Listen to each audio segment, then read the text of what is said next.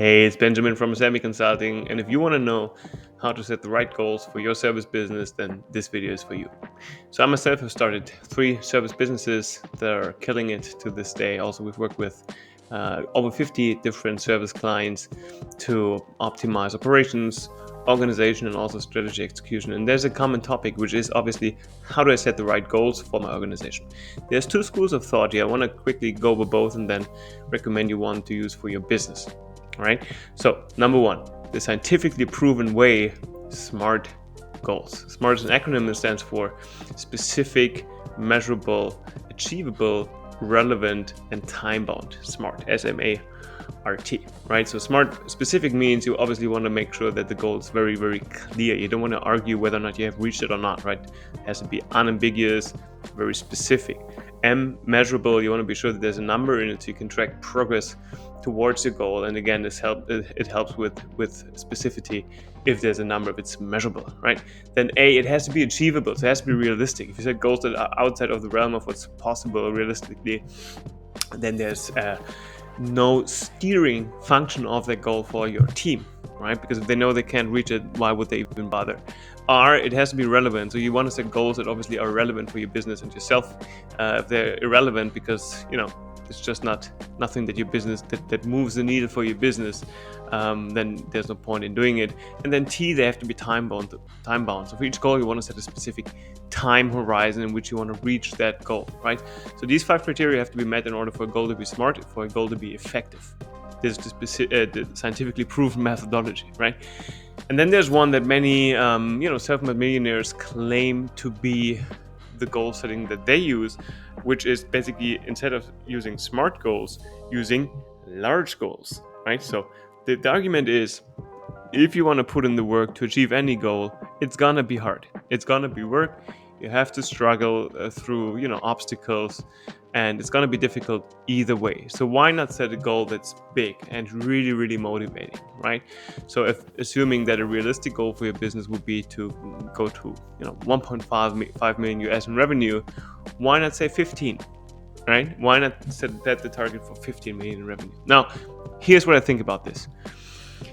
If you want to set goals for yourself long term that motivate you, that get you up in the morning, that get you up in the morning and really motivate you to do your best every day, and you working on a bright future that you envision for yourself, your family, etc., large goals are certainly the way to go, because pick something that is really, really strongly motivating, and it will help you personally to develop and maintain the drive to go after your goals in every single day. Now, for your business and your team, large goals are not the right choice, because you want to have goals that your team can realistically work on and measurably achieve. Because what happens if you define large goals for your team that are unobtainable, what will happen is that they will pretty quickly see that they're not on track to reaching those goals.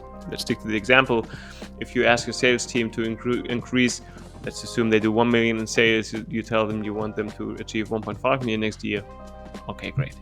Right? So you can track progress towards that, and they might fall short, but they will still see that there was a realistic chance to do it. If you tell them it's going to be 15 million ASAP, then there's no point for them in achieving that and trying to achieve that, because they know they will not get there anytime soon, right?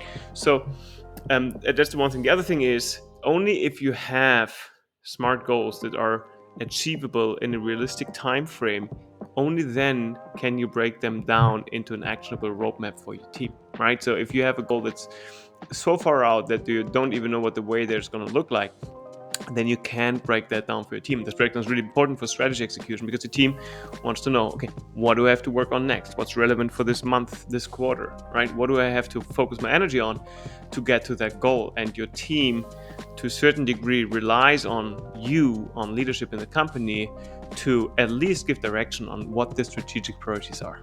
And if your goal is too lofty, it's going to be very difficult to break that down into any meaningful and strategically aligned work in the company. So, recommendation would be, for you personally, if that works for you, set large and juicy goals, right, that get you up in the morning and help you stay motivated and stay on track. For your company, go for SMART goals. Make them specific, measurable, achievable, relevant, and time bound, right? And what that typically will mean is, in a smaller business, I would not go for goals that are further out than 1 or 2 years, and then you still have to break them down into probably quarterly chunks. So this is my take on large versus smart goals. Let me know in the comments what you think. Also, feel free to reach out if you want to discuss further. Thanks for watching this, and check out our other videos. I'm sure you'll like it.